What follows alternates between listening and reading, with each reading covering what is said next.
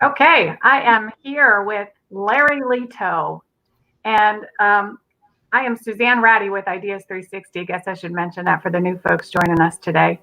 Larry and we go back a few years, um, and it's been good to keep in touch. We've kind of reconnected a little bit during all this COVID, trying to catch up with all the folks I haven't heard from in a while.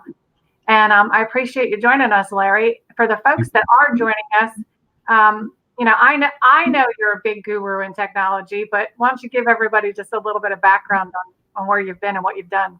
Well, been in the business for a long time, about 35 years. That when you asked me about my intro, I looked back and I went, "Wow, 35 years." Really came up in the government contracting world. I played so many roles. I've been a security officer. I've been, head of IT. I've been a CIO. I've been a CFO. I've been, CEO and at times a president. Had had really been lucky that I've had some long stints with companies. I went from 5 years and then started my own company and then got bought back by the same company that I left, and then did 12 years with Convergence, and we eventually got rid of that one. And then we had a software app that we developed in the cyber industry, and we sold that about 3 years. And now, you're a serial entrepreneur is pretty accurate, right? Well, I think I guess it's accurate, with a lot of mentors and a lot of partnerships and a lot of help. Yeah. So, and didn't you also help found the Cybersecurity Hall of Fame? Yeah, with my friend Rick. Okay. About 7 years ago, we were sitting at breakfast at Expectations, if we all know what Expectations is. But we were looking for a way to really, we were both in the cyber world. We were trying to figure out a way how to, we came up with this sort of the respect the past, protect the future. But these are individuals for years that would go home and couldn't tell their spouse or any of their friends where they worked. And they were developing or creating these amazing products and safety features for us. And so we talked with the NSA, and they were really great about it. And so we developed this, Cybersecurity Hall of Fame. We've held about 6 events over the years. Our event coming up, of course, has been canceled. We're looking for the fall. I think we're looking for the February, March of 2021 is our next event.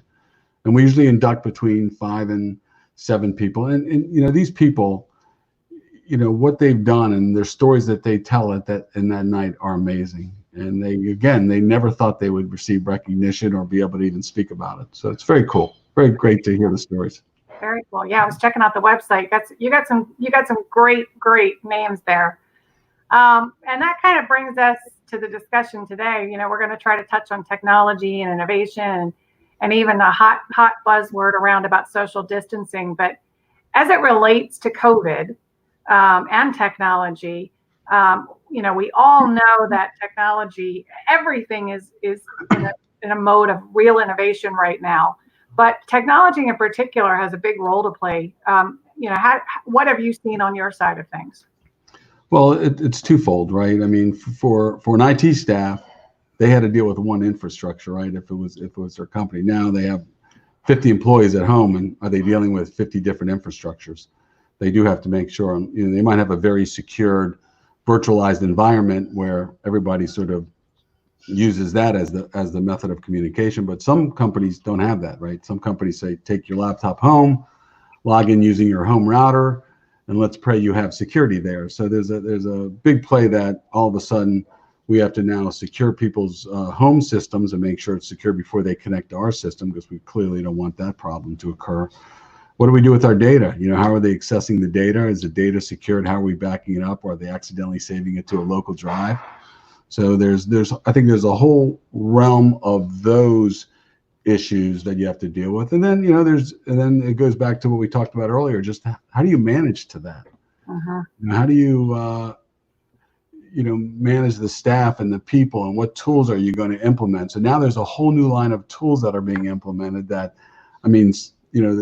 I came out of the Citrix world, which is a big virtualized environment, right? And sales are, climbing because everybody wants something like that to be instituted into their company where they can do that virtualized environment. So, that's a whole new, if you haven't had that before, that's something else you have to learn really quick, implement really quick, and now you have to manage.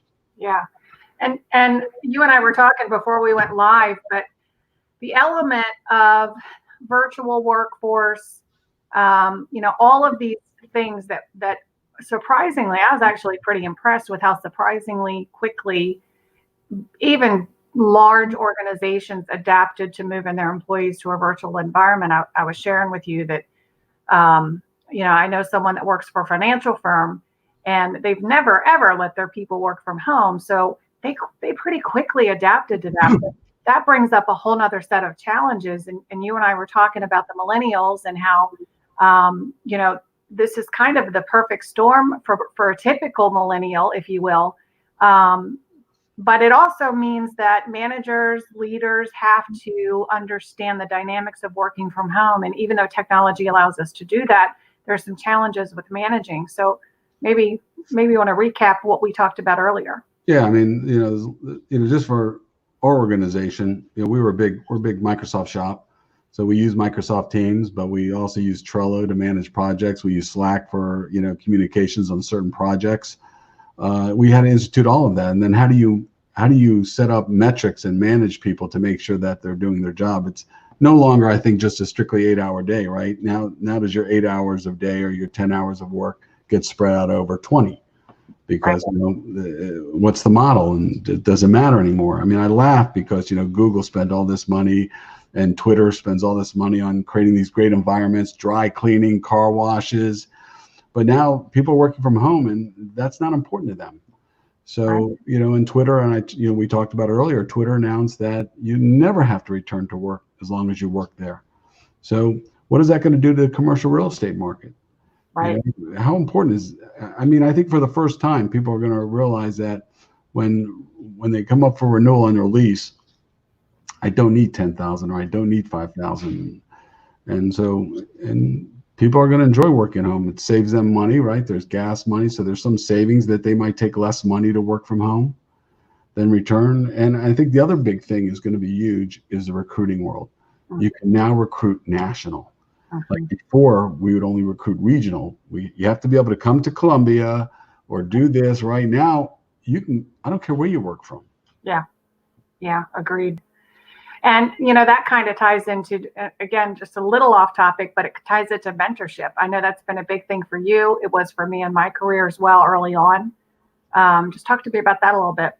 Well, I think no matter what level you are, you have to find mentors. And mentors could be people that are, at the next level above you. It could be in an industry you've never been in. A few years ago, as I got heavily involved into the IC world, much more than I was before, that's really a closed door environment. And, I had a lot of mentors. A friend of mine, I'll give him a shout out, but Scott Dudash, who really, took me around and introduced me to people and allowed me to really get ingrained in that society. And without that, clearly I wouldn't have been successful. So no matter where you go, you got to develop mentors and be able to use that from a networking and from intelligence, from expanding, your capabilities. And so mentorship, I think, is incredibly important. And you got to do it both ways. You got to get and you got to give. Yeah. So let's hop over for a minute. We talked a little bit about innovation. I know I've seen some local businesses do some really, really cool things, just out of the box thinking. You're in technology. I would have to imagine you've seen that as well. Talk to me about innovation. Yeah, we've been lucky even at Meridian. One of the things that we've done prior to that, we run the cancer registry for the state of Maryland in partnership with CDC, and so we have over 600 locations bringing us data, and we're collecting that data. But we were able to convert that, in a sort of a code product that we developed with Microsoft to now do it for the COVID-19. So not only does it allow you to register for the test, it tracks you through the results and the lab results, and then it can notify you. And then Microsoft, of course, because of its capabilities, they can add a contact tracing module onto it, which I think is going to be part of everybody's solution to opening the doors to each state. I don't think you can open a community without having some type of contact tracing involved. Yeah. And so social tracing, for those that don't know, maybe I could get you to just explain that for a little bit. I know it can be a controversial subject, but let's just throw it on the table. But explain to folks what that looks like. Yeah, just in a very high level. So basically, they're going to know where you're at any given time. So if you were to test positive, let's say Bill goes into Wegmans and tests positive at 7 o'clock on a Wednesday. Well, if you have the right tool, we'll be able to know who was there at 7 o'clock. Well, again, the social tracing works when you have a mass community of people involved in that.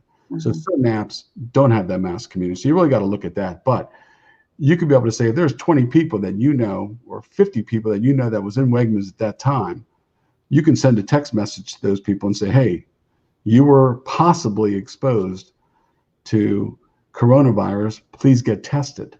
Yeah. So that's what I think it's going to sort of do it. And, that technology wasn't just created for COVID. It came from other technology. It came from most of the time, the big players, it came from digital marketing. They already know that you were going into Starbucks on Waze, right? And they could pop up and say, hey, you want a cup of coffee and things like that. So it's been around for a long time and companies have been using it, but that technology is now being adapted for contact tracing. I think it's been used very regularly. I'm in marketing and I'm fully aware of the capabilities there. But I think it's been used very quietly, and certainly with the term social tracing coming out, there's obviously a lot of emotion around that for people. So it'll be interesting to see how that plays out. Yeah, I mean, people have always been, I don't want, people to be tracking me, but, it always depends on how seriousness the issue is, right? I mean, on an average given day prior to, in September of 2019, people would have said, how dare you? Now we live in this situation, people would say, thank God. Mm-hmm. So I think, different people are going to react different ways, clearly, but I think the population doesn't realize that they're already, when you sign up for Waze, as an example, you are automatically agreeing to be tracked. Uh-huh. Okay. And then you can go into your settings and say, I'm going to be tracked all the time, like in an Apple iPhone, or just when I'm using the product. Uh-huh. But, almost every app you use, basically you opt into some type of marketing, right? So they're already tracking you. Yeah. It's just now it's being used for medical reasons, maybe, rather than marketing. Yeah. I remember hearing Dutch Rupert's Burger going back, it had to be 10 years. And he was talking about, he told me he had a bunch of kids there. They were doing this kind of program off, where they were developing different things. And he said to the kids that were there, he said, there's something called cyber dust. No matter what you think you've deleted, no matter what privacy setting you have, just rest assured that at some point in time, that whatever you put out there is still out there. And, I tell people that in business all the time. I'm like, you can create a business profile and a personal profile, but you have to assume that both things are accessible at any given point in time. Oh, yeah. I mean, it's funny because you see, a political figure puts out a tweet and then deletes it in like 2 minutes, and everybody already has copied it and already has retweeted it. So, yeah, absolutely, the days are over. Yeah. So let's switch up gears just a little bit. With COVID, I think we've talked earlier about a lot of things changing: remote work, events, procurement process, healthcare. Let's just touch on some of those. You get your crystal ball out. What are you seeing and thinking? Yeah, events is interesting. I was on a call recently, and they asked everybody on the call, when would you feel comfortable going to a conference? And, people said, well, maybe, October-ish. Most people said 2021, and some people said 2022. So I don't know what that's going to look like. A lot of organizations made money that way, right? They put on their conferences and they had the marketing tables and where people would sell their, goods and their software, and cyber industry had that with Maryland cyber event that they held every year. But I don't know how that's going to change dramatically. Associations made their money by doing that. So I recently attended a seminar on virtual events, and how they're being conducted. But I think for the next 6 months minimally, all events are going to be virtual. I don't think people are going to be very comfortable, because there has to be an intersection between safety and then marketing those safety features where people feel comfortable. They're just not going to, the governor, even though the governor's doing a great job and he's going to say, let's open the doors, people are still going to be conservative as to what that means and what that means for them. Yeah. The procurement has changed the world, government procurement. We used to write proposals and we'd have to print out, 6 copies of the tech proposal, 6 copies of the price proposal, and then include 1 copy of the electronic, right? Now it's all electronic. Yeah. And then your orals, if they have orals, that's now all video. And, I laughed because I was on a presentation with the government agency not too long ago, and nobody was dressed up. It was sort of funny because suits are out of the out. Collars is about as lucky as you get nowadays. So that's going to, I think, drastically change. What I have noticed, though, is getting access to people is much easier. And I think it's because they're working from home. They don't have the interaction that they have at the office. So CIOs or procurement officers or, cores will pick up the phone and talk to you. So I think that's a little bit easier. And I think that's been a real positive thing for us. Yeah. Maybe it's the death of the gatekeeper in sales. Yeah. I mean, it's tough, right? They don't have the gatekeeper maybe because everybody knows now I got to answer my own phone. Right. Because right now, most of them are using their cell phone. Yeah. And they work from home. And I think they're sort of happy to hear from somebody. Yeah. And what about healthcare? Well, telehealth is huge, even for our doctors. And there's a lot of different programs out there that do that. So the choices are massive. Our doctor everything is telehealth, and if he really needs to see you, he'll see you. My dad just recently went in for heart surgery, and nobody can go in with him, right? So he literally had a valve replacement. We dropped him off at 8:00 in the morning. And we picked him up the next day, which is shockingly but amazing. But the next day at 2:00, he was on his way home. Wow. And, less crowds in there. That's what they have to do, right? They're trying to do social distancing there. Well, they do that easily by not having families go in with patients, and everybody's wearing masks. But that whole world is changing. Yeah, and I have a client who's a physical therapist, and she's picked up this telehealth basically, and I'm like, I don't understand that. Like, you have to put your hands on people. And she's like, look, this is not the ideal situation by any means. She's like, but there are some people who come in who just need to do certain exercises or stretches. And she's like, and by being on the phone with them, watching them do them, I can tell if they're doing them correctly or not.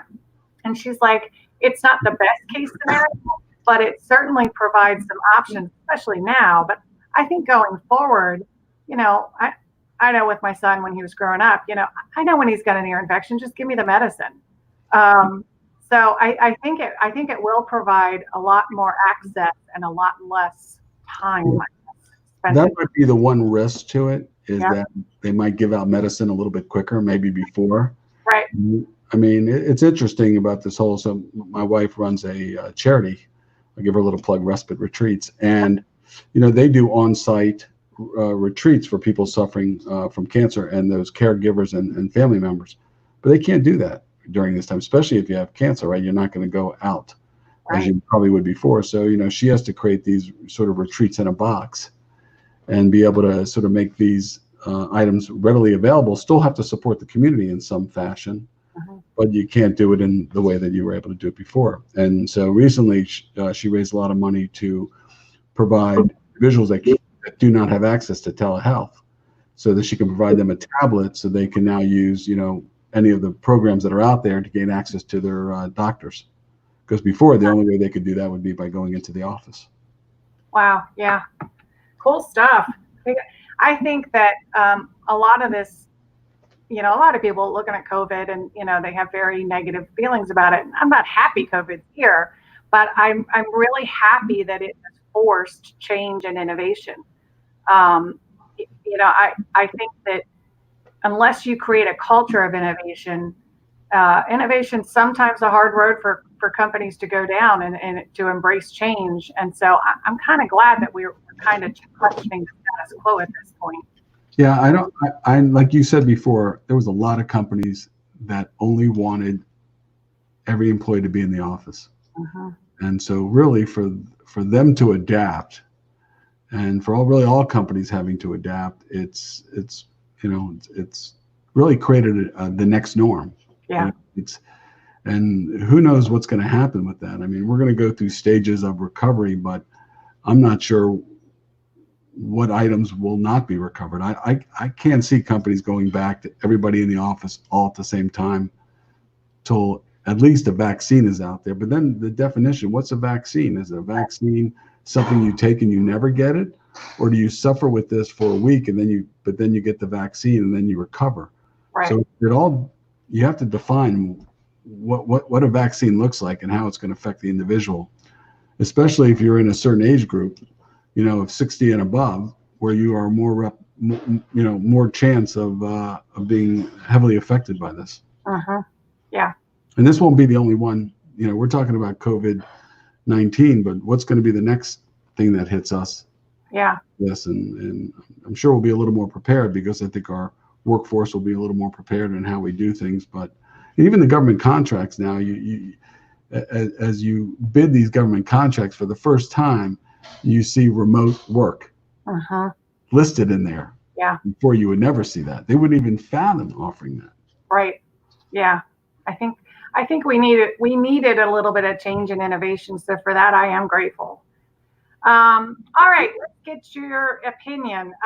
We've talked with a lot of business owners in the last few weeks, done a lot of interviews, and one of the questions I've always been interested in is, what is the biggest thing? And I know it varies by industry, but what is the biggest thing that you think businesses are doing now to prepare for the after or the new norm? What's the biggest thing either businesses as a whole are doing or that leaders are doing? Well, I think leaders are figuring out a way how to touch their employees different ways, right? It's not just going into the next office and seeing them in a meeting or going by and saying hello. Now it's using video and doing virtual happy hours, and really you have to find different ways to interact. And I think that's going to play a big role in companies' successes moving forward. I also think in the tools that are out there. Are people using the tools? We talked about this earlier. How are you truly managing and holding your people accountable? I mean, there are so many different applications out there, not only from the Teams and the Zooms and all those, but what about managing your workforce from an HR perspective? How are you going to judge somebody's success? What are the different ways? Yeah, and one of the apps you and I talked about that I had seen launched a couple of years ago monitors employee performance throughout the year, so that back when you and I were coming up through the ranks, you did an annual performance review, and now some companies do a semi-annual or a quarterly even. And they're still they're still very hard to do because you have to sit down, you have to fill out HR paperwork, whatever. And some of these apps allow managers, leaders to, in real time, say, hey, that was a really good thing you just did, and I really liked the detail or whatever. Or, hey, we need to get you back on track with this particular area. And in my work, I've seen that that's an important component specifically for younger professionals. And I think especially in the virtual work environment. So I think we're going to see more of that kind of technology come out too. Yeah, I think so. It's funny because you see on LinkedIn, right, these little banners, great job, we can't live without you. Well, that app that you were talking about allows you to actually do that on an instant without having to go through 50 steps or write up documents. Basically, it's online. You can log into it, make a change really quick and note somebody's success. And you're right. On the other hand, you don't wait for the 6 months to let them know what they're doing wrong, right? How do you not institute that right away? And these are the things that in a remote workforce, you have to do regularly. You can't just rely on that once a year or twice a year model. Yeah. Well, it's been an interesting conversation. I sincerely appreciate your insight, and I know you're kind of got your finger on the pulse of everything going on in technology, especially here in this region. But again, it's not regional anymore. So I'm looking forward to seeing what you end up doing and where you end up going. I'm excited about the Cybersecurity Hall of Fame. I was not aware of that until you and I talked, so I think that's pretty impressive as well. And yeah, thanks for being with us today. Well, thank you. It's been a pleasure, and always around. Awesome. Larry Letow, guys. Thanks, Larry, for being here. And just to recap, Ideas360 Live interviews CEOs and business leaders, and you can subscribe to our YouTube channel if you'd like to follow us for more info. Thanks again, Larry. Have a great day, everyone. Take care. Bye-bye.